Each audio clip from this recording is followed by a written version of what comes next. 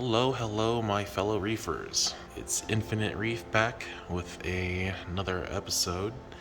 It's been another little while since I've posted anything, just because, man, I really don't feel like I have just really anything to post. I haven't done anything to this tank, I haven't touched it. I haven't really gotten anything new until today. I think I just need to I think I might have to get a bigger tank. I mean, just looking at it, it's pretty darn full in here, and some of the SPS are really starting to grow out, especially this big green slimer I'll show you in a moment. But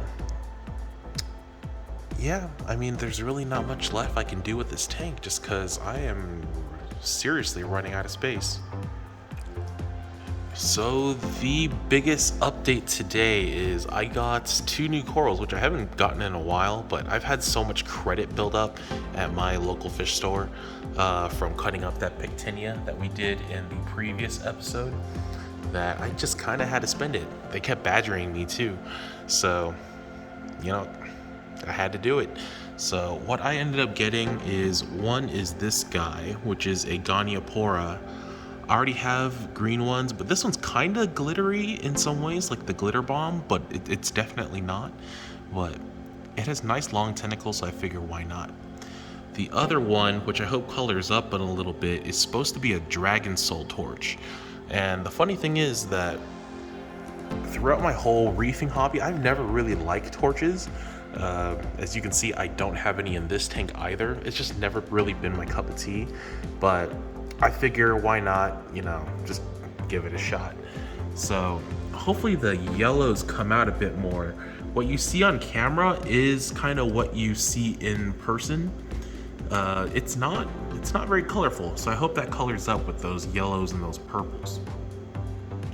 And just as kind of a quick tank update, nothing really has changed. There was one point during like the Christmas time where I didn't touch the tank at all. I was actually on vacation, so for about 2 weeks I just wasn't home. Nobody touched the tank, everything was on autopilot. And a couple things that I noticed. The first one is my pink Goniopora for some reason has been super pissed off. I don't know why, but it's just been like that. It's not dead, and you can still see the little polyps come out, so that's at least a good sign. I did dip it just in case. We'll see what happens. The next one was that this rainbow Goni, or Bernard Pora, as you can see, it's gotten new colors. It's added a bunch of these little green frills instead of just being straight red, and that looks really nice. I was really kind of hesitant when I first bought it, but seeing how nice it is, definitely a great purchase.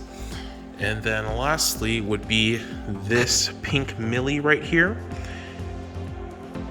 I guess it just it did really well with nothing bothering it, because it literally gained a 1/4 inch on like every branch while I was gone, which is super weird.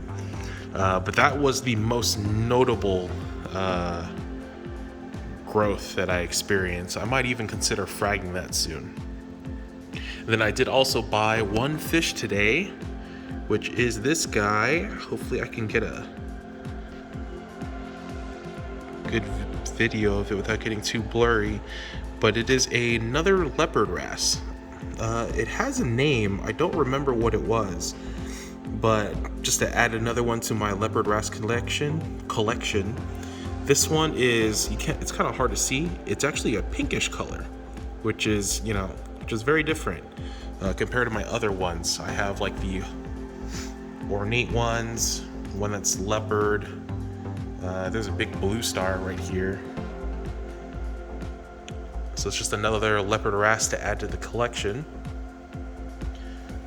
My little Midas Bunny's doing pretty good.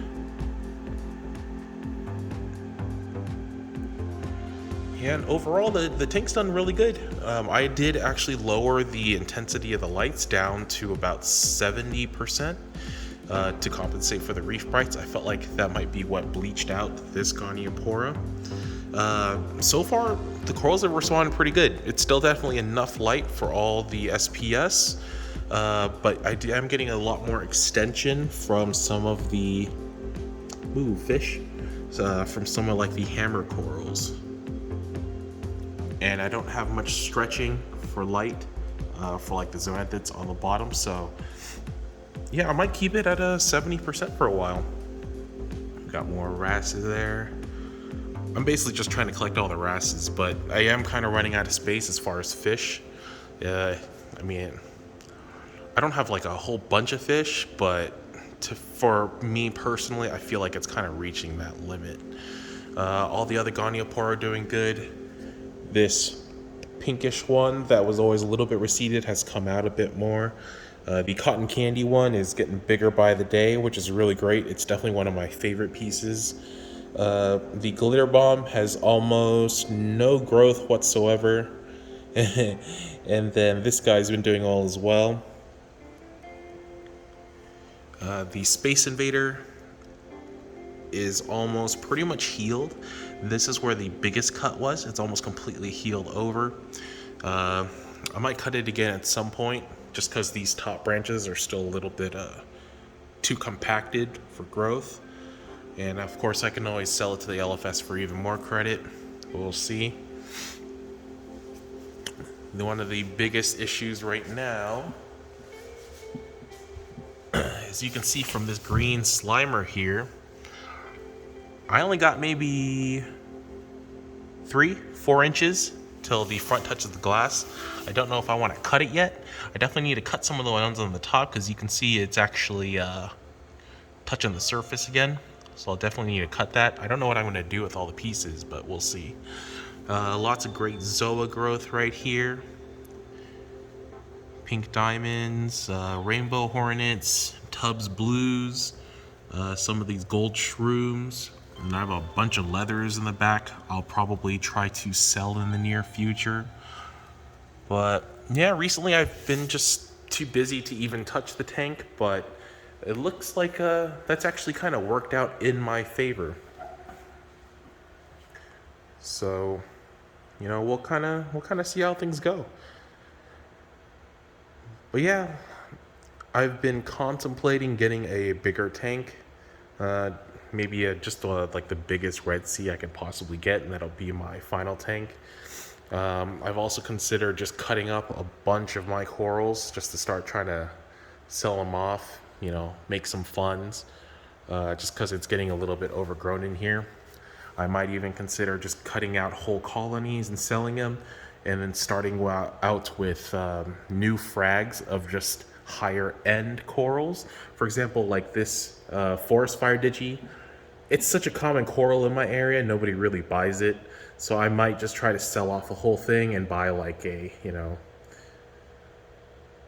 like a smidge of a home wrecker SPS, and try to grow that out in its place. Same thing with this bird's nest right here. But yeah, thank you guys for watching.